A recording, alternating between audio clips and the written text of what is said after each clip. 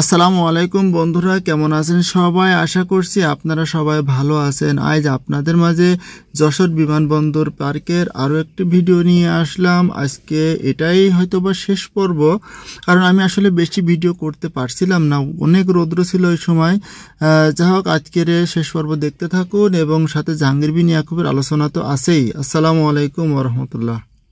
কিছু লোক দেখবেন, কিছু ইসলাম মানে, কিছু ইহুদি খ্রিস্টান বৌদ্ধ নাসারা আমেরিকার কিছু নিয়ম মানে, আছে কিনা? তারা আংশিক ইসলাম মানে আর পরিপূর্ণ অমুসলিমদের নিয়ম মানে, আছে কিনা? তাদের ব্যাপারে আল্লাহ তাআলা কি বলছেন? وَمَن يَبْتَغِ غَيْرَ الْإِسْلَامِ دِينًا فَلَن يُقْبَلَ مِنْهُ وَهُوَ فِي الْآخِرَةِ مِنَ الْخَاسِرِينَ।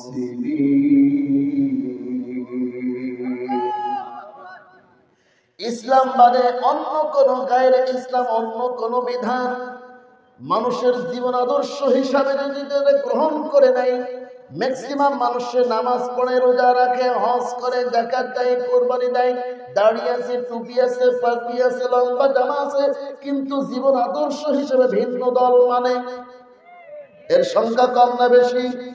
এখানে আছে কিনা? অশ্বনে কি হবে? আপনাদের জীবনের পরিবর্তন হয় না? কি করবেন অশ্বনে? আজকে 20তম মাহফিল, কয়টা আয়াত মেনেছেন বক্তারা এখানে আলোচনা করে যায় যে 3 দিন ব্যাপী মাহফিল হচ্ছে। 3 দিন ব্যাপী 3টা পয়েন্টের উপর আমল করলে এইভাবে 20 বছর ধরে এইভাবে আপনার একটা আয়াতের পর একটা বক্তার কাছে একটা আয়াতের উপর আমল করলে আপনি তো আল্লাহর ওলি হয়ে যেতেন।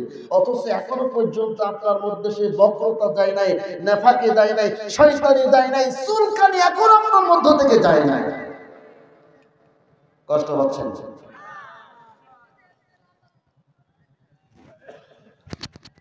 আমার ভাইয়েরা,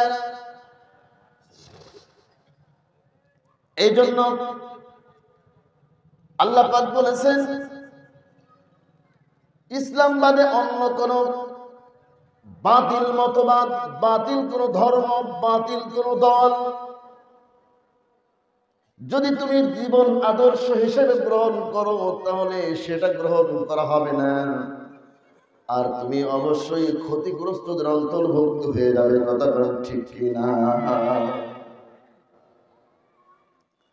কোরআনের কিছু আয়াত মানবে, কোরআনের কিছু আয়াত মানবে, আর কিছু তুমি মানবে না।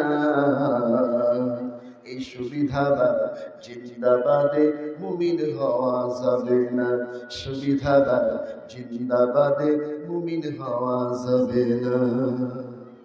সম্পূর্ণ কোরআনী সংবিধান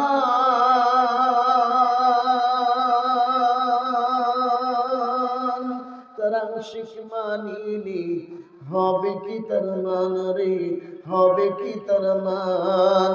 আরে সিঙ্গেল হক মুসলমান হলে, সিঙ্গেল হক মুসলমান হলে চলবে না।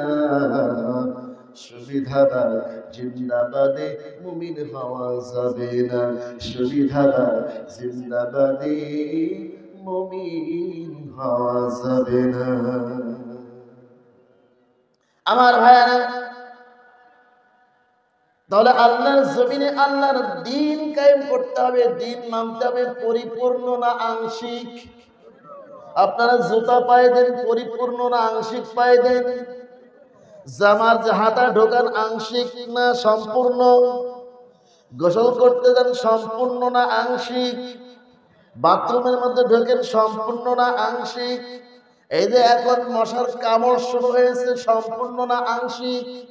কথা কয় না? শীতের সময় লেপ্তসে, সম্পূর্ণ না আংশিক? আপনি আত্মীয় বাড়ি গেলেন, এক পাও তার বাড়ির মধ্যে ঢোকালেন, আর এক পাও বাহিরে রাখলেন, আত্মীয়তা কি হবে?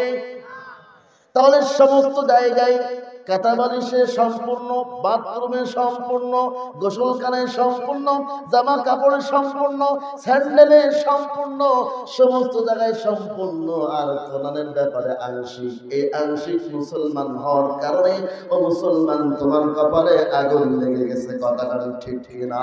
পরিপূর্ণ কোরআন মানতে হবে, নইলে তুমি মুনাফিক, তুমি মুনাফিক, তুমি মুনাফিক।